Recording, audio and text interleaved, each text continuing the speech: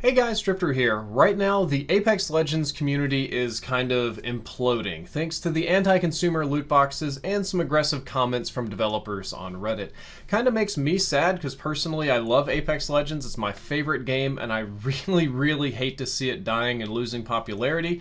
So a lot of you have been wanting a video on my opinion of this for quite some time because microtransactions have kind of been my hill to die on recently. I've harped on them in several more like broad topic videos and quit playing Call of Duty over microtransactions, so a lot of you want to know what it is that I have to say about this whole Apex Legends Iron Crown loot box boondoggle, and that's what we're going to be doing. It's going to be kind of an interesting video because my opinion is probably not what you would expect, but let's just jump straight into it. First off, let's run through some pretty basic facts about what happened so that we're all on the same page in case you're not. Apex Legends released a new mid-season event a couple of days ago called the Iron Crown. It premiered solos, so you no longer have to get forced teammates, which is something that all players have been wanting for like half a year now. Since day one, people have been asking for solos in Apex Legends, and we finally have it. There's some gameplay of solos here. I've been able to play it a little bit between resting breaks. They updated the map a little bit. They added an arena for Octane where you can do stunts, and on top of this, they added a ton of new skins, new weapon skins, new emotes, voice lines, a lot of fun things, people like loot content, what people have been asking for, including a new heirloom melee weapon, the ultra rare hyper collectible thing, which is a tomahawk for Bloodhound. It should be fun, right? This should be super, this is a great update. Everything's going great, right? Not so much. It could have been great if it were not for the fact that almost every single item is locked behind loot boxes. Not just regular loot boxes, but these are Iron Crown event loot boxes that cost more than regular ones. They only have Iron Crown event items, and some of the items you can't even get in the loot boxes, and you can't buy them. You have to get loot boxes to collect a certain number or an amount of items first, then you can buy the big item once you've unlocked randomly enough of the small items. In theory, you could earn some loot boxes by playing the game, but that's a very slow process. It's really designed to make you pay. And if I'm not mistaken, the overall price of getting the big item, the big heirloom thing, turned out to be something like $200 after you're done buying loot boxes. And of course, the community was pissed off. Nobody wants to pay to have the privilege to pay, right?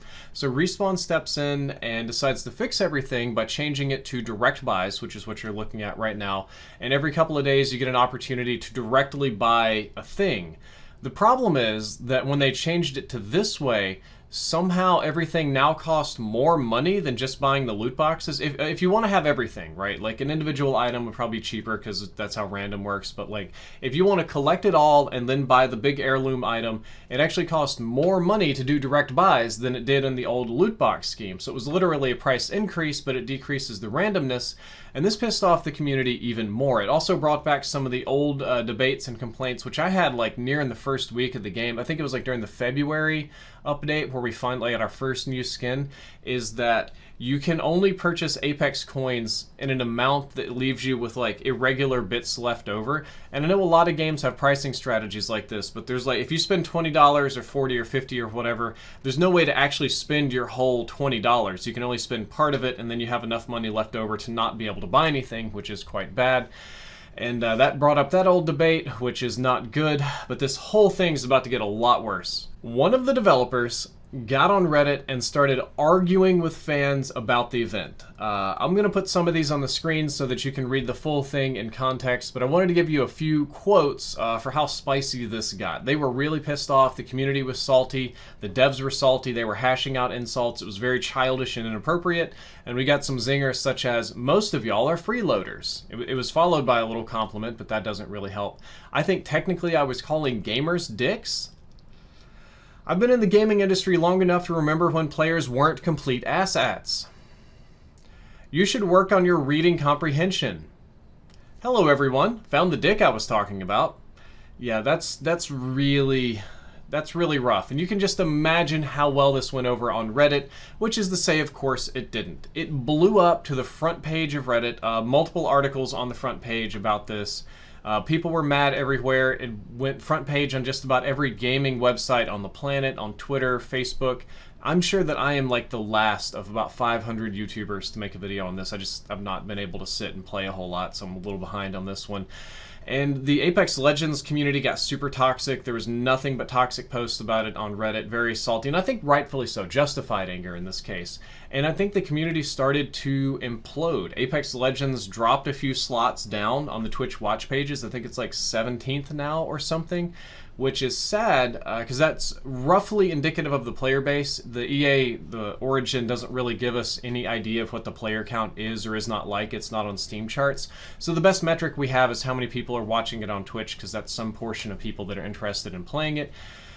And yeah, the community's declining. So that's all the facts. It's time for my opinion about the matter. The loot boxes actually don't bother me that much. You'd think that I'd be really pissed off about the loot boxes, considering just how hard anti-loot box I've been with Call of Duty and making big videos on potential regulation in the US and abroad.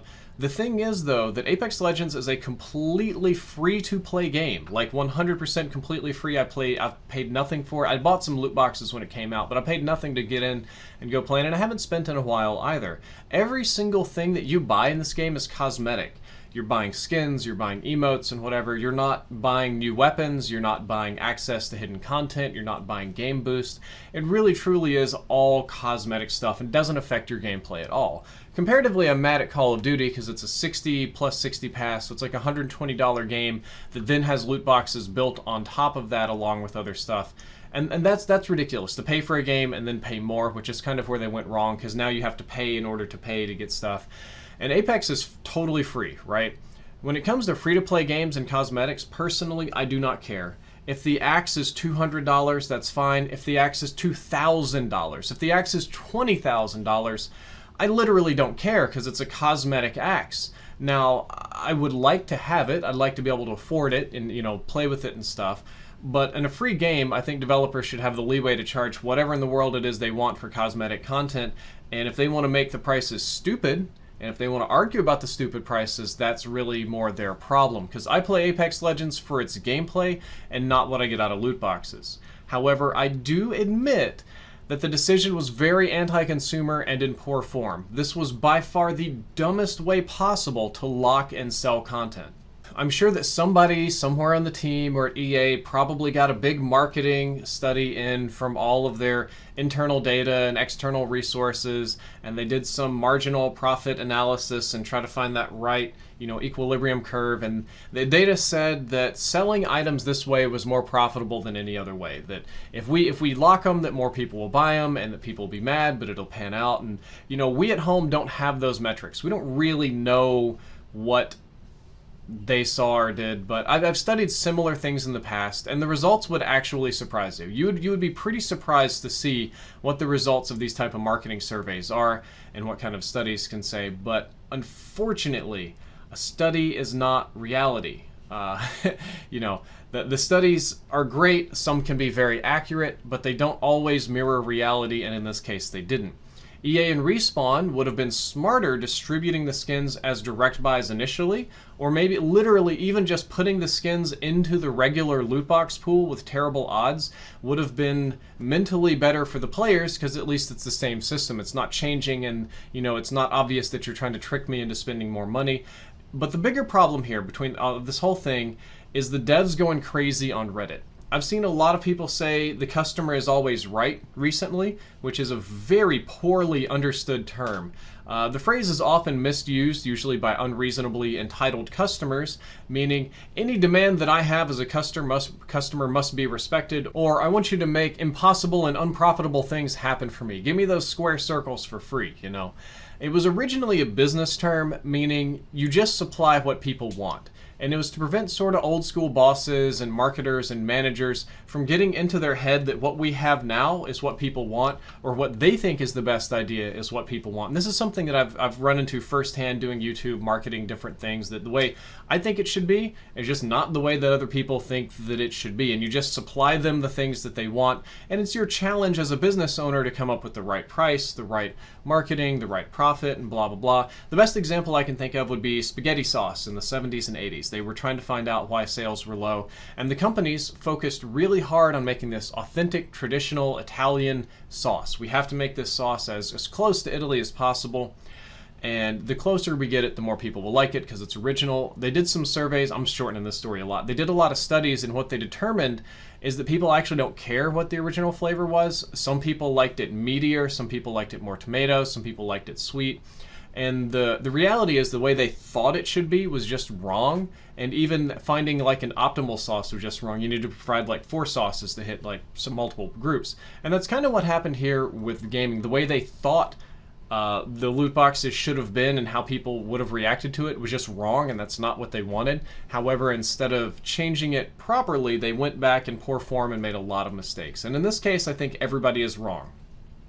Gamers, especially gamers in a forum or on a group or on Reddit, are a bunch of entitled toxic dickheads. That's basically a science fact at this point. If you want to look at gamers on average across the world, they're not, because an average person is a gamer and not everybody's a horrible person. But the big like fan groups on Reddit and Twitter and stuff, they get very unreasonable and toxic. They'll get mad about anything. They'll demand a bunch of unreasonable stuff.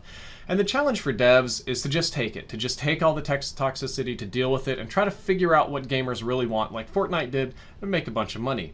Insulting your customer or getting aggressive with your customer literally never works, especially on the internet, because you can't delete things from the internet. You can't play he said, she said. It's all right there. So you really only want to get aggressive with your customer when you're ready to fire your customer, and that's a business term that means you are purposefully sending people away from your business, and you only want to do this when it's more trouble than they're worth. When you have like a really problematic customer that's actually costing you money, then you fire the customer and send them away. That's harder to do on the internet than it is on person, but you definitely don't want to do it to a whole group of people, which is what happened here. EA had this problem with Anthem, especially with Battlefield 5, and now Apex seems to be going the same route. And as a giant company, you can never insult your customers. People won't pay you to belittle them. Even if they're wrong, they don't care. They're not going to sit there and let you talk trash to them. It's not going to pan out. God, I can't believe this is happening. Though I gotta say, I can actually empathize with the devs on this one. I've seen how much crap they get and how much they have to deal with in person and just how toxic it can get. I remember this is like 4 or 5 years ago during Call of Duty Ghost. I was at lunch with an Infinity Ward developer, and he was talking about, toxicity and blah, blah, blah, and he wanted to show me his Twitter. Because that day, or maybe like a day or two prior, his sister had got into a car accident. It was pretty bad, and she was in a coma, and they didn't know if she was going to make it, and he shared on Twitter maybe like a GoFundMe or something like that.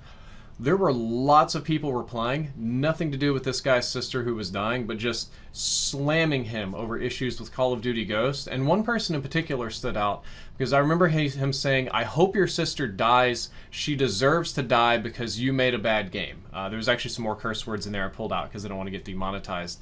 I'm like, really? WTF? Like, really? His sister deserves to die because some part of the game that he made wasn't good? And that's horrible. It's terrible. That should never happen. But it does, and it's not terribly different for me or for any other public figure. If you go look at the replies on any politician's tweet, look at what replies on gamers' tweet, on YouTube videos and stuff, it's all pretty rough overall, And many of you will say, well, eventually you'll develop thick skin, you'll get used to it, and that's true, you will. You'll get thicker skin, you'll get more used to it. But everybody has a breaking point. And the best example I would like to ask is, how many of you have ever woken up in the morning, looked at your phone, and it has 1,000 messages on it of people telling you to kill yourself? Emails coming in, tweets, Discord DMs, Facebook private messages, text messages, troll calls. Every contact point you have is just thousands of people telling you're a horrible person and you should kill yourself. I've dealt with that. As thick a skin as I have, as much crap as I've talked and dealt with on the internet, it does add up. That can get to people. And it makes you mad, it makes you angry, it makes you want to lash out sometimes, which I do. I usually about once a week, I pick like one very special idiot on Twitter to say something particularly mean to. It almost always looks worse for me, but it's very cathartic. So I feel for the developers. I can empathize with how much crap they have to put up with how toxic it can get, because the scale of crap that they get is way higher than mine. But as a company, Respawn cannot do that, or the game will just die. That'll kill any game. That's probably what killed Battlefield 5 more than anything, is the CEO just telling people not to buy it. So right now, I'm kind of afraid that this will be the final nail in the coffin for Apex. If the community shrinks anymore, then it won't be viable for me to make videos on it. And that's sad, because I love Apex. It's my favorite game to play. I want it to be successful, but I think I think this is about to be the end. And I hope that's not the case. Hopefully Respawn can come back, turn this situation around, and we can make Apex great again or whatever, but we're going to find out. Alright guys, that's all for this video. Hope you enjoyed it. Hope you learned something useful. If you did, don't forget to like, favorite, and subscribe. Drifter out.